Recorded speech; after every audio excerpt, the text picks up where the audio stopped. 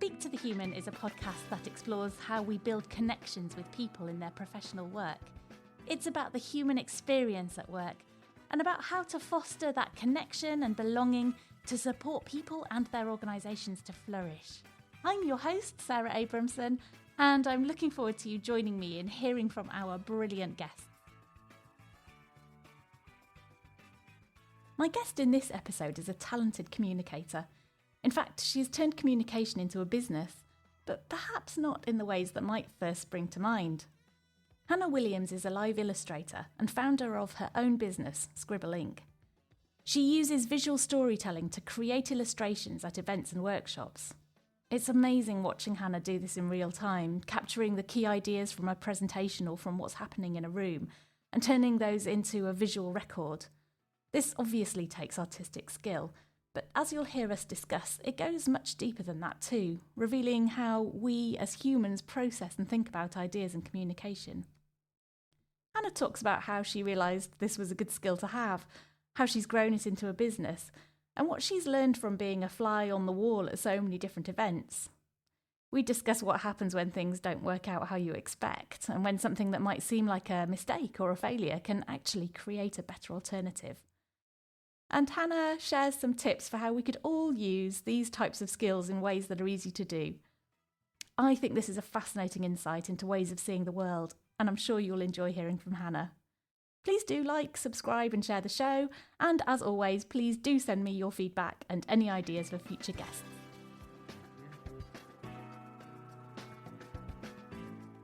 Hi Hannah, thanks for joining me on the podcast today. And this will be our most long distance podcast so far because we're chatting while you're in Singapore. That's right. Which is really, really exciting. You're over this year. So I think it's just after 9 a.m. in Cambridge, UK, and I guess just after 5 p.m. for you. That's correct, Sarah. Yeah, I'm all the way over here. So I just love this, that we can still have our connection. It's amazing, isn't it? Yeah, so why are you over in Singapore? Oh my gosh, it's been a whirlwind. In the last year, I've gotten engaged, gotten married, moved to the other side of the world. All things were planned in different timescales, but we're here for my husband, for his job, and I have been able to expand my business to Singapore as well, while still supporting my UK clients and all the wonderful companies in between as well. And I think that's testament to the digital approach, is that we are so connected in this world, and wherever an opportunity takes you, you still have the chance to rebuild, connect and reflect. Yeah. And at the same time, you kind of planted yourself in a completely different environment and culture, and that must be, I don't know, does that sort of help with the creativity and different perspectives and things? Definitely, 100%. I've always said environment has shaped who I am, and I grew up in Shropshire, which is super rural. I always say, like, my best friend was probably a sheep when I was a child. And I thought at the time that moving to London was the biggest journey I could ever make. And we made that move in 2022, and I loved London. I found it very overwhelming, very overstimulating, but a place that shaped me and formed. It was very formative in my journey through Scribble Inc. and through me as a person. But moving to Singapore, it really blindsided me, actually. I remember my husband saying, there's an opportunity, I think we should move out of London. We were both losing a little bit of love with the city. We loved the people, but the place itself, we felt like we were sort of not outgrowing, but outshifting. It was less of an outperforming and more of a change that was necessary. We felt a change coming. And he said, what about Singapore? And I went, oh, all right, yeah, sure, we'll move to Singapore. Lo and behold, a year later, here we are. I think that's testament to my love of change and growth. I love it, and I'm going to be asking you a lot more about that. But first, I guess we should kind of ask you to explain what you do, the work that you do. I know. Well, yeah, we kind of jumped into the really juicy. I know. Well, it's unavoidable. You're in an exciting place, and it's like you've had such an adventure in the last 12 months. So, but yes, go ahead. Tell us about your work. Thank you. Yeah, I really appreciate it because it's a something that's really personal to me. And my vision has always been to try and help connect people and ideas through visuals. And that formed for me as a child, where I felt misunderstood and misaligned from the education system. I really thrived when I could draw ideas. And rather than being talked at or having to read lots of information on pages which never sunk in, I drew it. And to understand the world around me and the world inside me as well as I was growing, I drew it. And that followed me all the way to studying illustration at university in Manchester. And I would illustrate every single lecture I was in, every seminar, because as I said, coming from Shropshire, Manchester was a metropolis. There were so many characters and things to learn and processes that in the art world that I'd never heard of. I was very overstimulated, overwhelmed, so I'd draw everything. And whilst I was there, I was sort of spotted by my lecturers and also a company in Manchester that was a very complex industry. And they found, well, they helped me discover actually, because I think when things are so innate to us, we don't see them as special, which is criminal, but it's true. We think they're normal. And what these people around me helped me realize was I had a skill where I could illustrate at the speed of speech. So I could draw as people spoke and create a one-page visual or a mural, which I didn't realize was special. That was just how my brain worked. And yet they showed the commercial side, the viable service-based version of my skill. And that's where it grew. So I was 22, I'd just graduated, and I incorporated my first limited company, Scribble Inc., where we help industries, organizations, and teams communicate visually to tell stronger, more engaging stories. That's awesome. And so we've known each other, I think, 4 years. Yes. And you've been to the event that I organised, Speak to the Human, also in Cambridge. And you've been our live illustrator every year and hopefully for many more years. And it is just amazing to see you working. So we set you up at the back of the room, which is kind of has its own magic to it because people don't see you working as you work. They kind of are listening to the speakers and then turn around and you've been evolving, creating this illustration as you go on a large piece that's a piece of paper that's stuck up to the wall, and you're capturing the ideas that you're hearing, and you turn it into this beautiful, colourful, wonderful illustration that people just respond to in I mean, it's incredible seeing it sort of come to life and people love it. And that sort of way of visualizing the ideas that we're hearing and capturing it in quite a different way, I think, from the way that we're often sort of processing stuff when we're hearing it. So it's fantastic seeing you work, and it adds a different dimension, I think, to the ideas that we are sharing during the event. So I love having you there. It's absolutely brilliant. I love being there. And I will take just a moment to sincerely thank you and the Actian team, because the experience and the space that you curate is so unlike anywhere else I've worked in or even been present in as an attendee.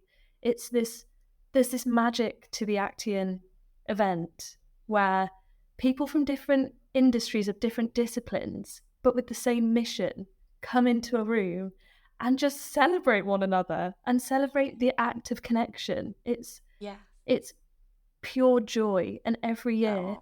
we create something, and that's part of what I do as well. I cannot create from nothing. I have to be inspired, and the people who speak there and share their stories and share their insights are the ones actually creating the piece, the finished piece. Yes. I'm merely the pen in between. It's their stories, it's their ownership. And I think when they see it visually, they have a moment of almost having a mirror held up to them, and they get to see their story played back to them in a way they've never seen before.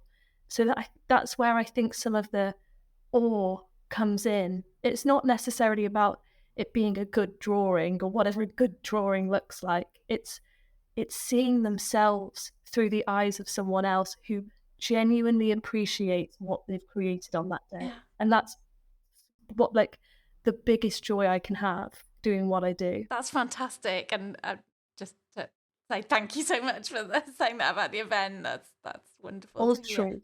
I'm really fascinated though about how you process the ideas that you hear, because I mean, it's amazing. Like you said, you capture it in the moment.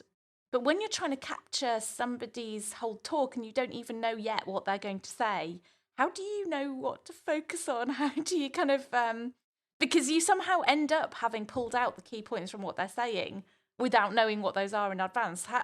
What's going on in your brain, Hannah? That is I love this question, because understanding focus means understanding someone's purpose, I believe. So from experience, one of my favorite parts of the journey, it's never just about the day, it's about the build up. So a real priority for me in the relationship that's being built as the live scribe and the organizer is to plan in a discovery call. So before the event, generally 2 weeks before, where everything's sort of in place, the excitement's there, it's building, I'll have a chat with the organizer, and we'll go through some really key details of the event. So the format, how things are being delivered, is it visual and spoken? Where are they going to stand? What's the purpose of people coming together? So why are people excited to come to this? What are they expecting from the event? Who else is going to be there? What kind of delegates are there? And ultimately, what's the takeaway? So when people have left this event, what do we want them to leave thinking about or to act upon? And just to sort of interrupt for 1 second, I suppose we should clarify, you're doing quite a range of different types of events. So some of them are in-house kind of, I suppose, workshops or get-togethers. Some of them are external conferences. Some of them are online. Is that right? They're all quite different. That's exactly it. So especially, like you said, if it's on site and it's all one team, well, everyone already knows each other. So then the output isn't necessarily to connect and build a network, because they probably already know each other. Similarly, if it's a digital event, how are we going to keep communication lines open post-event if we're in different areas around the world? It's that sort of thing. And then I almost call it my lens. So like a glasses, like rose-tinted glasses, mine are illustrator tinted glasses, purpose tinted glasses, where whilst I'm in the event, I'm looking through that lens. So whatever the purpose is that we spoke about, that's what I look through. So any conversation, any speaker, any keynote talk, that's the lens I'm looking through. And I can almost guide everything back to the purpose of why we're there. And I think that's the key to distilling the information. And the other thing to mention, I don't know the slides. I don't know what the content is going to be. I am a witness to the magic of the day, just like the attendees. Yes, I know the timeline and the agenda, but I don't know what they're going to talk about necessarily. So it's a real act of active listening, and never knowing that I'll never need to respond. My job is to absorb. So I actively listen, I absorb, and then I distill. So I know that my job on that day is to create the most clear and cohesive and engaging piece of artwork that depicts the day. And that's a really lovely parameter almost to being present, which I think we all try and strive towards, especially when in today's age it's so noisy. We're bombarded with adverts and social media all the time, emails constantly coming in. For me, it's like a meditative flow, that my purpose for the next 8 hours is to be totally present. And when I find that sense of flow, it's so rewarding, and I find so deep connection from the people in the room, the people on the call. It doesn't necessarily matter the format, but it's an opportunity to really listen. And it's quite rare, I think. Absolutely. It's a rare skill, I think, and huge credit to you. I think it almost, like listening to you and that ability to understand how to communicate, what you're talking about with understanding the purpose and seeing everything through that lens. It's so important, but it's like a form of intelligence. I mean, we talk about IQ, we talk about emotional intelligence, but this is, I don't know, maybe communication intelligence or something like that, where you are listening so hard to be present so much as you're saying, but to try and get to the key points of through that sort of purpose lens that you're describing, and that ability that you have then to express those ideas and bring the creativity that you Yeah. have as well on top of it. It's just it's amazing watching it develop. So Thank you, Sarah. and kind of moving us on to a slightly different thought. I mean, you're in so many different events, and I guess you have a fly on the wall sort of opportunity to listen to lots of different presentations or ways that people try to connect with a room full of people. That I think that you have a really incredible, valuable perspective. You must have been exposed to all sorts of different talks and presentations, and that gives you sort of fascinating insight. So I'd love to hear what you think about what you've noticed. What makes really good presentations?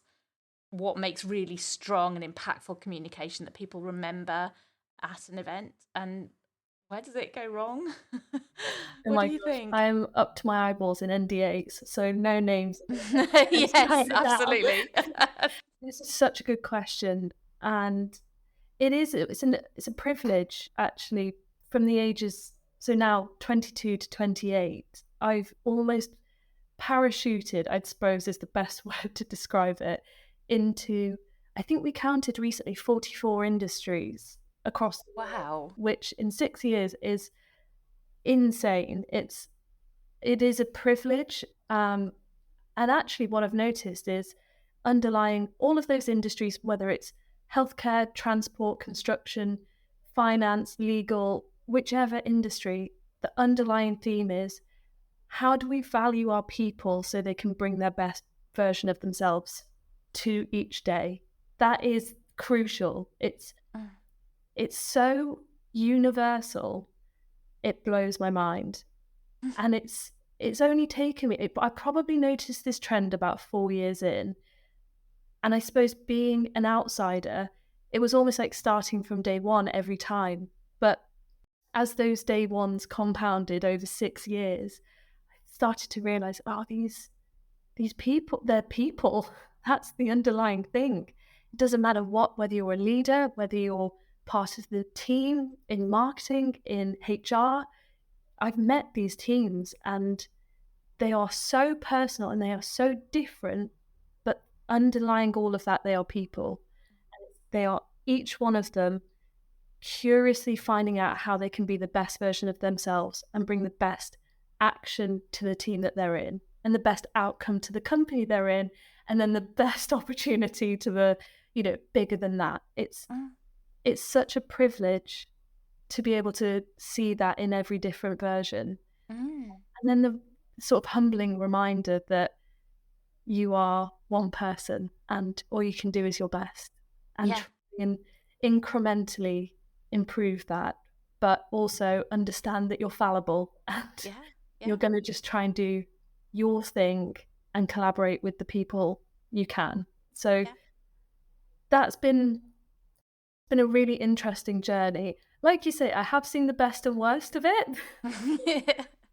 Purely from a numbers game, I've been in, I think, between 300 and 500 events every year. Mm. I've seen so many, I've been exposed to so many, but the best of the best I see do have a thing in common. And it's the ability to use points and a framework to what you're talking about. Mhm. That's not to say that it's not human, because the best people do. They bring stories, they bring anecdotes and very personal experiences to the table, but they do it in a fed way, in almost like a menu style. So I'm going to start you with this. This is the main course that you need to take, like really get the context. And here's your sweet takeaways. Love that analogy. Yeah. And that's where an expert that I've worked with a few times, he says between 3 and 5 points is the human sweet spot that people remember. And I love this guy. He's a really good friend, Jeremy Connell-Waite. I need to give him a Mm. I've had the privilege of illustrating him a few times, and he's got these 4 words, and he says brevity, levity, clarity, charity. And if you include that in your speech, So brevity, make sure that it's short enough that people are listening. Levity, include funny moments. That's really human brain sparks up when they chuckle. Not to say that it can't be deep and meaningful. Clarity, that's part of my world. How clear and concise can we make the message? And then charity, give something, share. It's a privilege to be able to stand up and share your experience. Every single person has a talk in them, and no one has the same experience as you. So that's a brilliant way of thinking about it, isn't it? And yeah, I've come across Jeremy a few times, and he's a master of communication and storytelling and all of that, and but having something that you can hold on to, that are sort of key things to remember. But yes, absolutely, that captures something really essential, doesn't it? yeah. And where people go wrong, is it about not hitting those points, or are there other things that are going on? And I don't even think going wrong means not being nervous. I think people who have gone wrong actually have avoided the emotion to what they're talking to. And I've listened to incredibly moving, deeply haunting human experiences. And it's the people who can connect authentically to that emotion and talk from that place that you connect with when someone's not in that moment, when they're trying to almost clinically describe, they've sanitized it to the point where you've lost the message in there. That's when I can't really say it's gone wrong. Public speaking is scary. As an illustrator, this is such a unique, something that I love to do is speak, because it's so different from my everyday. My drawing, I like to talk about it as a muscle. So as an illustrator, my sketchbook is my training pitch. Not that that's as far as my football analogies go, by the way, but the sketchbook is my training pitch. Live scribing is my match day. That's my really fun day where I get to show off and celebrate and get people involved, get people excited. But the other part is the speaking about it, the storytelling. And part of public speaking, whether it goes right, whether it goes wrong, is how exposed you've been to the experience. How many times have you tried to talk about it, failed to talk? Failed is such a funny word. There's so many negative connotations around failure, but it just means that you're trying. Just means that you've tried. Yeah, it's funny that you picked up that point, actually, because I'm slightly berating myself for using the phrase going wrong, because this year one of our main themes is around what we're calling permission to fail, which I guess we are considering in the broadest possible way. So sometimes if you are, and I'm going to be giving away a little bit here about who I've lined up as our keynote speaker, if you are leading a mountain expedition, failure could be fatal. Whereas in other contexts, if you are an improviser, for example, failure can be your point of humor and can be the thing that actually it makes it easier and better to connect with the audience and brings out an opportunity for you. So failure is a very wide spectrum of things, and often failure leads us to understanding something better and to improving and to innovating. And I don't think that we can really innovate very well if we don't experience failure. So failure is really important. So I suppose, yes, I'm slightly berating myself for using the phrase going wrong. But even so, I think it's interesting around presenting how people do make that connection with an audience. And I really hear and agree with what you're saying about authenticity and emotional connection, and that being human. And it is entirely the essence of Speak to the Human that we want to make that kind of emotional connection. And certainly when I'm looking for speakers to come to our event, I'm looking for an authenticity. So I'm not necessarily looking for the people that are the most, polished speakers. I mean, sometimes, of course, they're going to be amazing and they're probably very experienced in things. But I'm not necessarily looking for those people. Sometimes people are a lot less experienced as speakers, or they don't quite fit that mold, but they are authentic and they have a way of making that connection.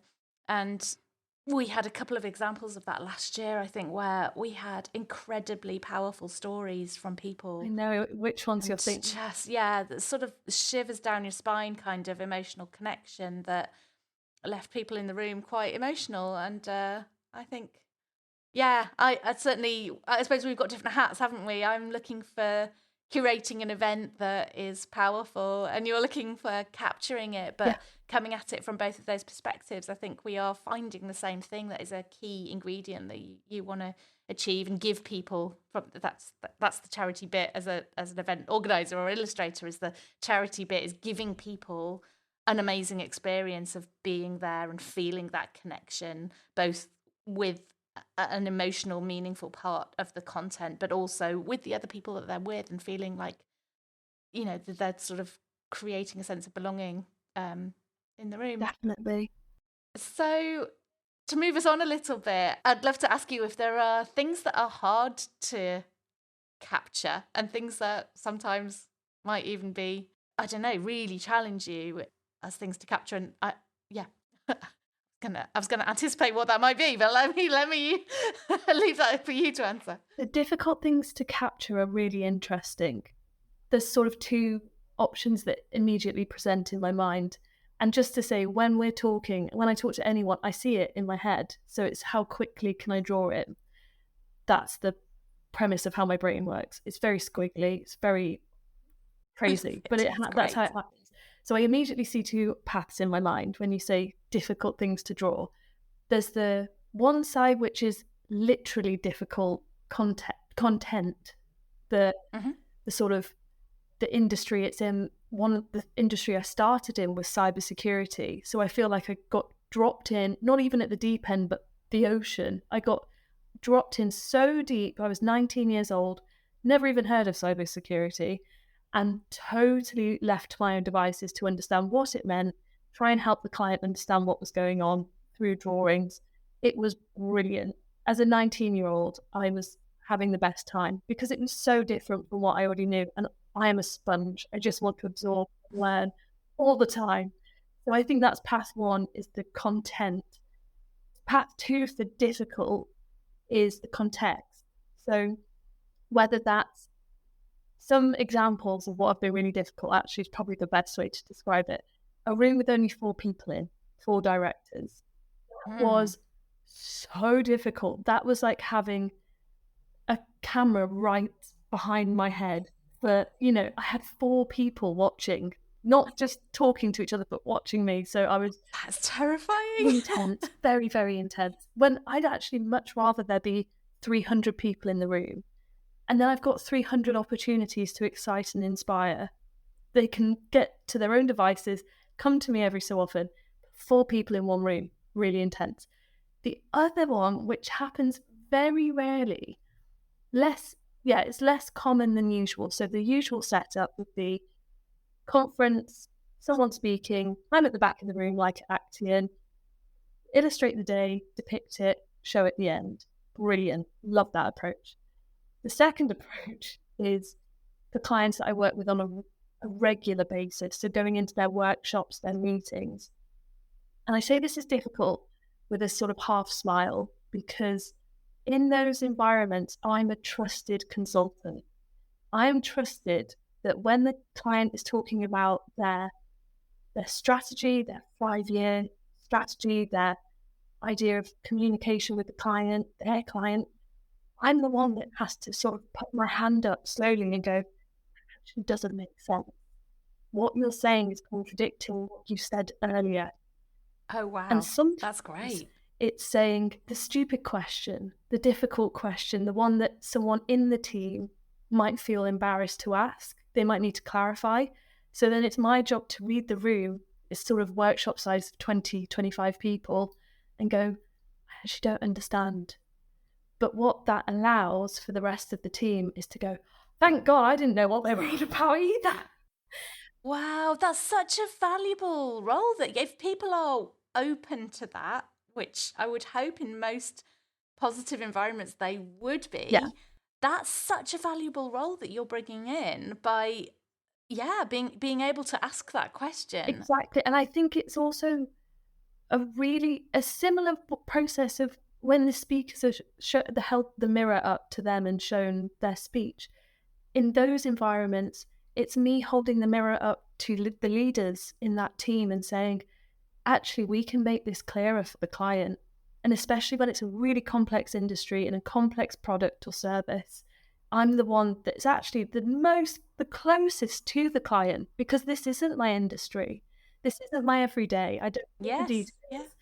And that's those clients that understand that and really take advantage and go, yeah, Hannah, let's get Hannah in because she's the one that can ask those questions that we're all too scared to ask. Yeah. That's a privilege, but it's difficult. I'm still human. I'm still going, I really don't want to say this doesn't make sense because they're scary. And then I do. And then it's received with so much gratitude because we go, yes, if this isn't right now, it means we can be better for our clients. And that's so important. It's almost a barometer for like how, in my mind, how likely that organisation or that team is to succeed in what they're trying to do. Because if they are open to rethinking, or to, I suppose they could see it as a challenge, couldn't they? But instead there's enormous value in somebody saying, hang on a minute, there's a little bit of a contradiction here, or this isn't clear. Yeah. What an incredible insight for people who may not have been able to see it themselves, because often when we're working really deeply on something ourselves, we've got our head right in it, and it's really difficult to get that sort of overview and that overarching perspective, and to sort of pan out, and having somebody ask that question, if they can see it and get hold of it and be really see it as a constructive and helpful thing and be appreciative of it and respond, that to me is a barometer of whether they are likely then to do something positive that helps them, or they kind of put up walls, get a bit defensive, then that's an indication that maybe things aren't going to be quite right for them. You've nailed it, absolutely nailed it. One of my favourite experiences ever in the cybersecurity industry was illustrating this life cycle of information, and one director going, that's exactly what I thought it was, great, and the other one going, hang on, that's the opposite of what I thought it was. Oh, wow. So the opportunity for failure has been actually, that is the moment of failure, but that's the moment of ability to change as well. Yeah. So it's difficult. So as the question, difficult subject or difficult context, that is difficult, but it's so rewarding as well. It's so exciting because that's live in a different way. Live scribing for conferences is brilliant because it's in the room, it's magic happening. But this sort of live is problem solving in the moment. Yeah. And getting people on the same page in the moment, which is so exciting. Well, what you've just touched on there as well is a different layer as well onto this of uncovering that two people have conceived things in quite a different way that they may not realise, because they are probably using the same terms and talking about things as if there's a shared understanding of what they are. Yeah. And the fact that you've brought in a different way of trying to capture that thinking, and between them they've kind of gone, well, one of them said, yes, that's absolutely how I see it, and the other one is like, hang on, that's not quite right. Yeah. What an important sort of revelation that is, in having helped them to kind of articulate and visualize their own conceptualization of an idea, and go, oh, right, okay, we need to dig into that and understand where is our common agreement, what does our sort of mutual understanding of this need to be, in a way that they may not even have realised until it resulted in some sort of symptomatic problem down the path.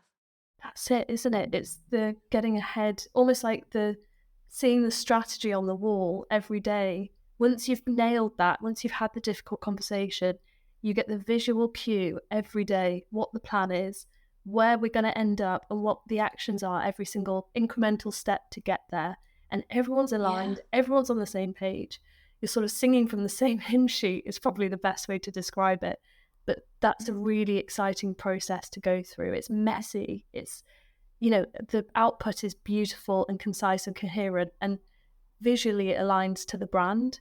But the process to get there is very different. It's more of a project approach where you need to get into those details to then create this one pager that, and the other part is, like we touched on earlier, you value everyone's input then as well. You get the Mm-hmm. voice of every single one in the team, and they've all agreed to it along the way. So you get buy-in. You know that people have Mm. actually co-created this. And I love the idea that a picture speaks 1,000 words. But if that picture's saying the wrong 1,000 words, then you're probably heading down the wrong path. This way, you know that everyone has had chance to input and are clear on it. Yeah. You're touching on so many different aspects that this surfaces, this whole process. It's sort of, yeah, it's how do I express ideas? How do I get buy-in from people? How do I sort of connect this to whether I'm motivated to do it or not? So many different Yeah. aspects. And I think it gets to how human brains work as well, because I've seen this in person. People absolutely love turning around in the room at Speak to the Human and seeing what you've created. And it's this kind of moment of, oh, wow, look at that. And they come to you sort of to chat in the coffee break, or they just look at it on the way out to get the refreshments and things. And you see that response, and people love visual Yeah. stuff in front of them. They respond Visceral. so well to it. I'm just interested in why you think that is. What is it about the human brain that means that we respond like that to visual stuff? It's a really good question, why we respond to visuals. I think there's probably 3 parts in my mind. Again, seeing the 3 parts. The first is it's innately human. Visual is an innate form of communication for us as humans. Cave drawings go back 40,000 years. We were cave drawing as an innate way of capturing information and telling future generations of the ox that lives in this field, or the map of where we live, our environment. So naturally, we are geared towards that. With our eyes, we see visuals, we understand information.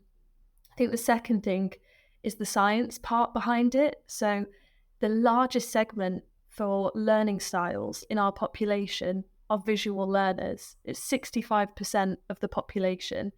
So I like to think in each room, when you're giving a speech, when you're trying to engage that room and share information that's pertinent to them and interesting, how are you doing it? Are you putting a PowerPoint slide up with 20 lines of words that no one can read? Or are you putting one big impactful word on there, or a GIF, or a picture that can help tell that story? What are you doing? Because 65% of that room will be geared to visual. That's the science behind it. The third version is it's the inner child. It's the thing that we all love doing as children, yet has been taught out of us over the years. It's either been shamed, or it's been deprioritized, or you just don't have time for it as an adult. They're all very real reasons and not excuses. They are traumatic sometimes. If you've loved drawing as a child and in art class, your art teacher said, you can do better, or that's not very realistic. That's a really traumatic experience for a 13-year-old. And actually, what I do is a demonstration to people that I'm an adult who draws every day. I get to go into these incredible experiences and spaces where I demonstrate that. It's a very small, I'm not going to say a protest because it's not on the grand scale of life, but it's a visual cue. Me existing as a person, doing what I do, coming into your very professional workspace to draw on the wall is a funny thing to watch. As another human, as another adult watching me, you can go, she understands what we're doing, so she's a professional, and she's doing this. Well, she draws every day. That's so fun. And my inner child speaks to your inner child, and it's a permission from me to go, this is serious and fun at the same time. Come join in. That's so. I think that is so interesting, and I wonder if it reflects sort of social and cultural perceptions that we think intellectual stuff has to be in the form of complicated words, which drives me mad as a communicator, because even if we're sticking with words, the words don't have to be complicated in order to convey a powerful idea or a really clever thought or something. In fact, often quite the opposite. Yeah. If you want to get an idea through to somebody, make it simple, make it stick, make it memorable. And often if you overcomplicate things with too many words or too complicated words, it's the antithesis of that. But that is such an interesting reflection. And maybe we just don't take visual form seriously enough. Yeah. Or we don't think it's somehow as clever. I don't know. Is that how you feel about it? Yeah, I do. I feel very strongly about the impact of deprioritizing creativity in schools. I'm incredibly passionate about it. The work of Sir Ken Robinson is, oh my gosh, absolutely brilliant, fundamental, and he says that we should create a culture where everyone that have their ideas valued. And I fundamentally believe that the education system limits that opportunity in the sense that we are putting to check boxes, we're told to take exams, we aren't allowed to play in a way that actually now as adults is so necessary. We need to play and find curiosity and imagination in our work to be able to become successful. And I don't think success should be limited to finance or status. Success is the ability to find your purpose within the work that you do, and the value that you gain from exploration and expression, which I find in my work.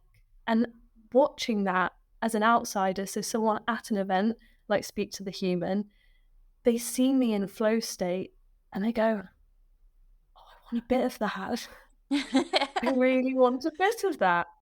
So can we all do more of this? And if there are ways that we could use some of the skills that you've got and the techniques that you use more ourselves, I don't know, for being in a meeting and capturing ideas or jotting stuff down when we're trying to remember it or something. How could we cultivate those skills ourselves without being an amazing an artist as you are? And how might we start sort of thinking about how and when to use them? I love this because it's a question I get all the time at events. Do you? Interesting, yeah. Going, I wish I could draw. I wish I was as creative. Now, I will die on a hill for this statement that we are all innately creative. If you are human, you are innately creative. I fundamentally believe this. And the reminder that I tell people is that creative isn't a title, it's a mindset. And when you have the opportunity to be creative, you take it. Every opportunity you get, every time you could choose to be curious, it's the consistency of curiosity that it's a discipline. Creativity isn't just in you, in me, because we have been told by whoever made us, whatever made us, that, oh, you are going to be an artist. You are the creative one. Musician, creative. Oh, data analyst. No, sorry, not creative. It doesn't work like that. It's the commitment and consistency every day to choose creativity or curiosity that I believe makes those incremental changes. So if you're doing a list for your shopping, for your grocery list, draw a little icon of what it is next to the word. Try just a really small act of fun in doing the list, and rather than, boring list, just put a little icon, apples, put an apple there, put a banana there, see if you can just have a go at it, and then shape that into your work. If you're having a conversation with a client or your team, when you're taking your notes, try using borders. So when you've written something really important, draw a box around it, try adding some shadow to it, add a star next to something you need to action after the event. If you need to email someone, draw a little email icon next to it. And these are like tiny acts of rebellion to your boring everyday task. Where I started, that's where my brain at school rebelled. It was like, no, I'm not going to write neat lines of nothingness. I'm going to draw my answers, and I'm going to revise with pictures and colour and lean into my brain's capacity rather than conform to what's expected. Lean into what's innately wanting to come out of me and express it. That's just brilliant. And it's those sort of turning it into little moments of joy as well that I love about that. Like, it's just like you make your shopping list more interesting. But I particularly like how you're starting small with that. So we don't all have to be able to create a huge kind of poster on the wall like you can, but starting small and using little icons. And do you know what? Actually, we are all using little icons all the time because we're all using emojis in how we communicate digitally. And one of the things I try to do with emojis is not just use the smiley face one all the time, but like find a funnier one or a more interesting one, or one that like I've never used before, or a little animal that might express the thing that I'm trying to say, so that because it's more fun. And I use those as a sort of, the emoji response to a message that you get in WhatsApp. And try and find something that is funny, not just the heart or thumbs up, because it's more fun. And you're right, it's those moments of joy. But also what I like about the starting small thing, it completely fits a lot that we're talking about at the moment around tiny habits. And I've just recorded an episode with Owen as well, where he's talking about, he's been thinking a lot about tiny habits and how there's a book by BJ Fogg called Tiny Habits, and how when we want a change of behaviour in ourselves, that the best way to do it is by starting small. And we've been exploring whether there are some ways that we can kind of take that thinking and use it for changing behaviours at appropriate times where organisations are looking for change. So, yeah, I love that. And I think that's a really nice way in. And kind of connects to the next question I've got for you. So we touched on this earlier, but this year for Speak to the Human, we have a theme around risk and permission to fail. I wonder if you've got any good stories about mistakes you've made or risks that you've taken in your work. Permission to fail is so funny. I feel like permission to launch, permission to fail are like two dangerously close buttons. Yes. Like, that's how I see it in my head. And permission to fail is, I've emotionally changed. I've emotionally pivoted around that word in the last few years. When I was young mid-20s, I would happily fail, but I'd disassociate from the feeling. And by that, I mean something wouldn't go my way, and rather than reflect and learn, I'd ignore and forget. And whilst that meant I could keep going, it meant that I didn't actually learn anything. I was consistently trying and trying and trying, a little bit like a shotgun, a splatter gun approach, where I'd try and I'd fail. And yes, that actually served me really well, because it meant that with my 20-something ego, I just had the resources and the energy to keep going and keep pushing. But actually in the last 2 years, I'd say, that started to shift. And I don't know whether, because I believe in when you're sort of 25, your frontal cortex finally grows in fully and you sort of become a full adult. I'm still waiting for that to happen, and I won't tell you how old I am. I think this is what happened to me, because my learning to fail, every time I did, felt more like an experience I embodied. I felt it. And whilst that slowed me down, I actually learned. I felt. And so when I was disappointed, I felt disappointed.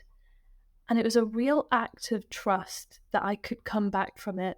And what I try and remember now is, in those moments of frustration and anger and disappointment, that doesn't last forever. So feel it as a human, and then come back from it and change and adapt.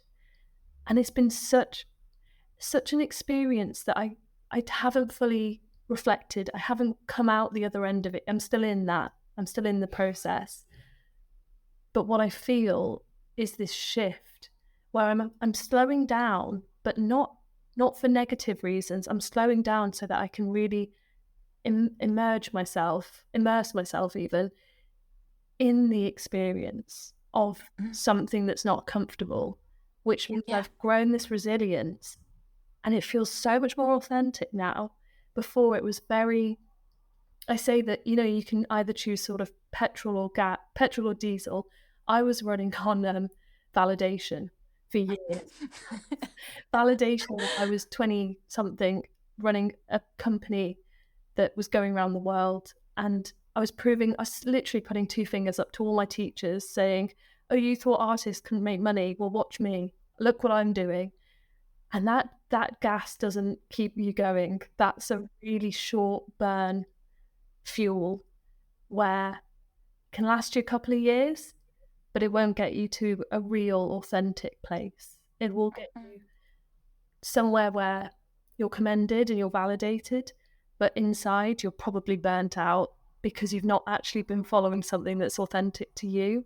You've, in a weird way, even though you think you're doing the niche and the different, you're still in the rat race if you're following that path, because you're still trying to find the validation of being promoted or getting a high salary. So that's been a really interesting process of failure for me.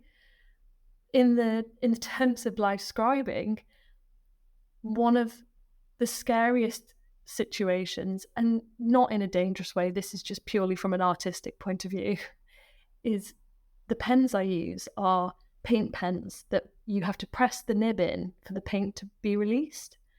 Mm-hmm. And on one occasion, I pressed the pen in and it flooded the page with black ink, which was mortifying, especially when you've got 500 people watching you. Yeah. Do you know? And now I've always had this, I don't know where it comes from. It's definitely a silly side with me. It comes from my mum. She's the best person in the world. Or I just laugh. It'll happen. And that's amazing. I love that. You could genuinely cry and you hope the world swallows you up in a hole. But I just laughed. I thought, this is hilarious. And like any tiny mistake, whether it's that, which was monstrous, black ink on a white page, or if it's the wrong line I've drawn, which is the wrong perspective on something, you have a little chuckle and you lean into it and think, actually, this is a really exciting opportunity for it to change the direction of this board. So what I did instead, this event was a launch event for a 2-year-old company that was international, bringing everyone together so they could be on the same page. So I thought, let's draw a massive outer space rocket. Let's draw space, put the information on the planets. The stars are connecting all the different locations. Oh, wow. The rocket is, they're all heading in the same direction. They're heading for the moon. They're going to land on it. So in the corner, I had an astronaut on the moon with a flag with their logo in it. That's so cool. I wouldn't have done that if the ink splatter hadn't have happened. And at the end, the one thing everyone picked up on, all of the photos at the end of that event, was the little astronaut on the moon with the rocket heading to it. Oh, that is just brilliant. That is just brilliant. I think, Hannah, I feel like you and I discovered this about each other 2 years ago, that we both we're fairly unruffled by things not working quite the way that you expect. And actually, I'm the same as you. I think there is no point in me getting worked up or stressed or frustrated or angry about something that hasn't worked the way that I wanted it to. It is what it is. What do I do about it? Is there a way that this is actually better? Yes. Even? Or is there a way that it is a way to connect with people because it's funny? Oh, you turn it into an opportunity for just saying, do you know what? This has gone a bit wrong. And it may be humbling, but it's very authentic. It's normal. It's what happens to us all. Yes. So 2 years ago at the Speak to the Human event, your board, well, I think it did arrive at the venue. You went missing. You had a big 2-meter board that we discussed quite carefully of really thinking through how did we want to capture your illustration that day? What was it going? What sort of form was it going to take? And you ordered this big board to arrive at the venue. Yeah. It did arrive somewhere, but nobody at the venue. And I have to say, no disrespect to this venue, because I love this venue. It's very rare for something to go wrong, but somehow the board went missing. I think it was the delivery issue rather than probably, because it's a big campus, but it was a 2-meter board. Who knows? It wasn't meant to be. That's the point, isn't it? That board wasn't meant to find us on that day. No, it wasn't. But I just loved, we discovered in each other this kind of neither of us were really flat. Like, we were both sort of unruffled by it, and we just went, right, well, let's find a big piece of paper and stick it on the wall. It'll be fine. I wasn't upset about it at all. And you were like, yeah. And in fact, we ended up with something that worked better for both of us, because you found it, I think, easier to use something that was like directly on the wall. You had more space to use. For me, we could roll it up at the end of the day. It was actually easier to take home. But that then informed our practice for the next year, didn't it? Yes, it did. We did exactly the same thing because it was better. Yeah. And actually, it was a really nice way to connect with the room too, because our theme that year was navigating change and harnessing disruption. So the disruption being, what might disruption look like when it's a positive thing often? Yes. So doing things differently, shaking things up a bit. And this was a good example of that. And you spoke to the room beautifully about, oh, yeah, this is live disruption. In the act. It was thoroughly on brand. That's how it was meant to happen that way, because totally. I love so one of my favorite things in events where I know the team and they trust me is being able to speak to the room, because sometimes people don't fully understand, or they arrived late, or they didn't quite listen because they had to do their emails or something like that. Yeah. And in the breaks, isn't it, when we come back from the breaks, I'll have 5 minutes on the microphone and I sort of relay back how I've interpreted what's going on, giving the update on the board. And it's such a different way for an illustrator, illustrators are terribly introverted normally. I like to say I'm an extroverted introvert. Don't really know what that means, but I love storytelling of any medium. I really am. I'm in awe of people who can talk so eloquently about how they feel, what's going on, especially when it's working or not working. So that for me is like an opportunity. It's like a golden nugget that I get to just stretch a slightly different creative muscle and talk to people. Yes. Than just drawing. I say just draw, rather than drawing the event. Yes. And stretching that communication muscle. It's, and Owen is so fantastic at it. Everyone in acting, they're just beautiful at talking simply and calmly and eloquently about what they do and why they care.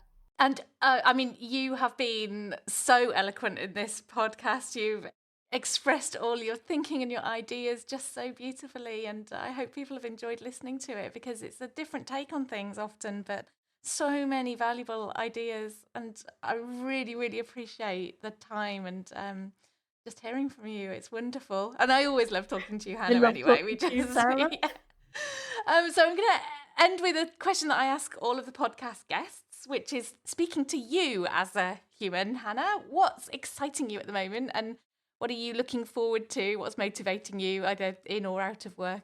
Big question. What is motivating me at the minute? I'm very influenced by my environment as a visual person.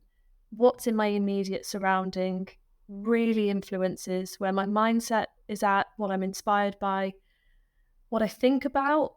And as we touched on, I grew up in Shropshire, moved to London, and that shaped me. But I'm growing in Singapore, and I feel very connected. It's very jungly here, it's very green, but it's a city and it's alive and it's noisy in certain places, but it's clean. It's this really different space for me that I've never experienced.